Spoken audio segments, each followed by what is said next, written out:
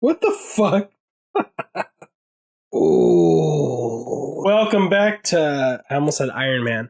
Dr. No, minute 66. My name is Brian.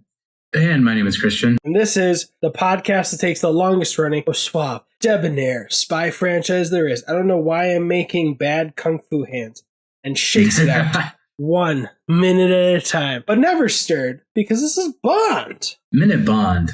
And Christian, what happened in this minute Bond? So it's, there's a boat coming or something, and not Dr. No, but James Bond says, that's a high powered boat. You just said, and Dr. No, not Dr. No.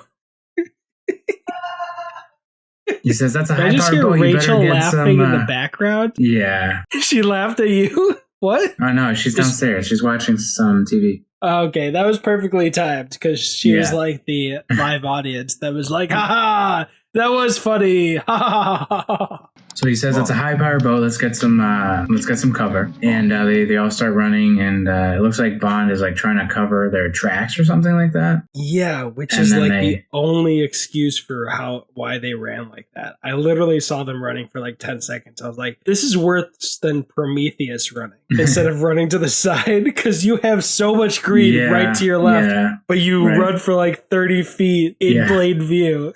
Yeah. So that was just perfect. And it looks like Coral does do that, though, actually, because Coral does go directly into the woods. Oh, yeah. He's much smarter. Yeah. Whereas they start fucking running down the beach, which is stupid. And then there's, it looks like, there's at least 2 people on this boat, probably maybe 4 or 5. Well, 1, 2, 3, there's a view of 4. 3 at around 30 seconds, but then we cut close to the guy in front and there's one next to him. So there's at least 4. Yeah, you're right. Because one's, unless they change position, like the guy at the back at 30 seconds comes to the front. Yeah. And we just didn't see it. But there's one person like driving the ship, whatever you call it, steering the ship. One person at the back, one person with a megaphone near the front. And then when we get a closer shot, there's a person with a gun near that front person. So there's at least 4. And one of the guys on the boat has binoculars, and they're looking around, and then they spot the Coral's boat. And I don't know if I thought I heard them say his name. I didn't look at it with subtitles, but I don't think I heard them say his name. And also, I don't think they even saw his boat. Like at around 36 seconds, we see that same little waterfall they saw, but they ran in pretty far, and Coral covered it up. So I don't know what they saw. I see like a little bit of a green thing around 36 seconds, so maybe they saw that it was covered up. Yeah, but really they must have seen something because they affirm, they're like, oh yeah, someone's here all right, or he's here all right, and he says something like, we've been expecting you, come out and with your hands up and nothing bad. You'll be all right, he says. Yeah, I think this is just, that was the man that was following me from the airport, script logic. Yeah. So I don't think they actually saw it, but they needed to see it to, And I think if they tried walking out peacefully, they would just get shot down. Yes.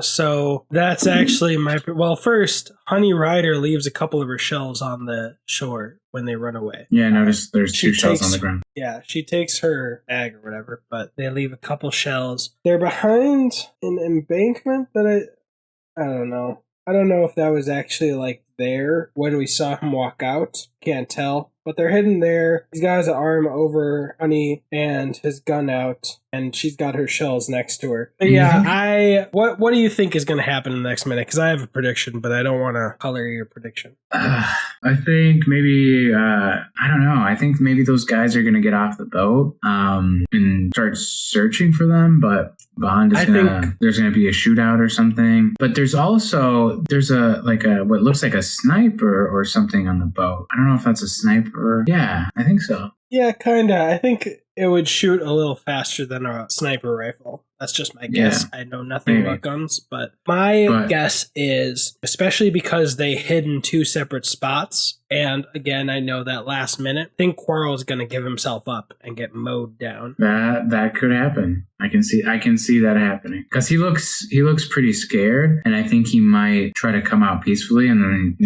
they're going to shoot him down. Yeah, he's got the rum sweats for sure. Yes. Yeah, he does. Rum tum tum. I don't know why I said that, but let's just say it's because all the lead's going to go into his tummy.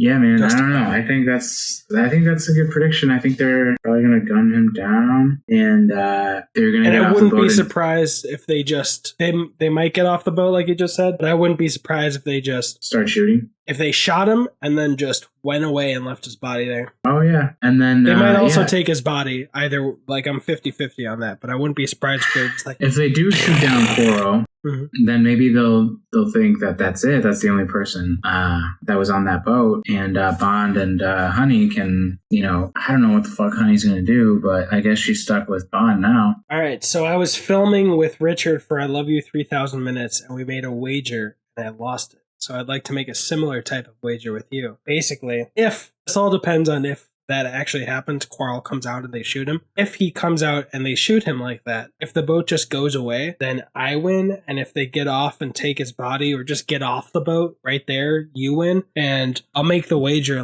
similar to our wager. Whoever's right, the other person has to take 10% of their ratings and review punishment. So if there's 10 ratings and reviews by the end of this, the loser takes one bite of cereal with red stripe, and the other person doesn't have to do that bite. That works for me. That's fair. All right. If you know this movie and you're listening to this minute and you're like, dumbass, they don't even kill Quarrel here. I'm sorry. but might as well, just to make it a little more fun. If there's 10 ratings and reviews at the end of this, one of us might be eating 11 bites and one of us might be eating 10. Yeah. I don't know why I offered myself up as the 11 bites. Maybe it's because I lost last time. That's how it's going to go. I'm confident I'm going to lie. Or I'm going to lose. All right. So yeah. Anything else for this minute? That's it. Follow along on Instagram at BondMinuteBond. What's your name, sir? My name is Christian. My name is Brian. And that was money. Every Vesper loving penny. Cheers, mate. This is delicious. We will, mate. That was us. An Australian accent with a Jamaican beer. Made no sense. Coming from a male Ariana Grande. Did you know he's really white? He just tans. Spray tan.